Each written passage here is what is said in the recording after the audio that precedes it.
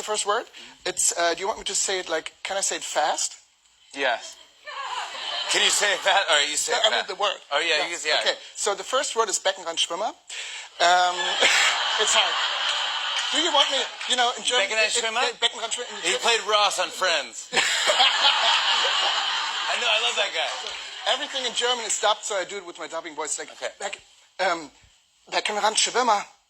Wow. So, does it mean A, someone who gets great joy from swimming, or B, someone who swims by holding onto the edge of the pool? Say it again. Beckenrand. It's Beckenrandschwimmer. Ah. Beckenrandschwimmer. Beckenrandschwimmer. Beckenrandschwimmer. No, they're not playing. There's not music for this. But so Beckenrandschwimmer. It sounds. The way you said it sounded like nice. So I would say. Someone who gets great joy from swimming? Yes, great joy from swimming. That's wrong. There's a word for someone who swims and holds onto the edge? What? That's a thing? Yeah. That's a word for that? We don't have a word for that in America? Wow. That's a German word. Beckenrandschwimmer. Okay. Yeah. All right. Next word is Schmetterlingsbeinschlag. Sounds dirty. That's dirty. It's a butterfly kick, or B, the spring on a diving board.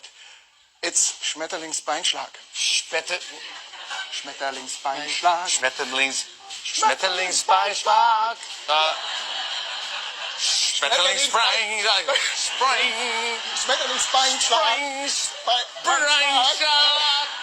Right? Yeah. It's not Schmetterlingsbeinschlag. No, it's more like Beinschlag. No, I think it's more like Schmetterlingsbeinschlag.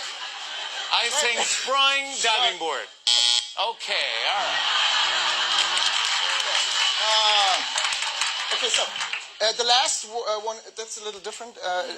Like the English word for pool, the German word for pool, is called Becken. And Becken has multiple meanings. So Becken, does it mean A, pelvis and cymbals, or uvula and bowling pin? I'm gonna say uvula and bowling pin. What? Are you kidding me? What? How did you make that up? Why did you make that up? I didn't know what I was supposed to say. I have no idea. Yeah.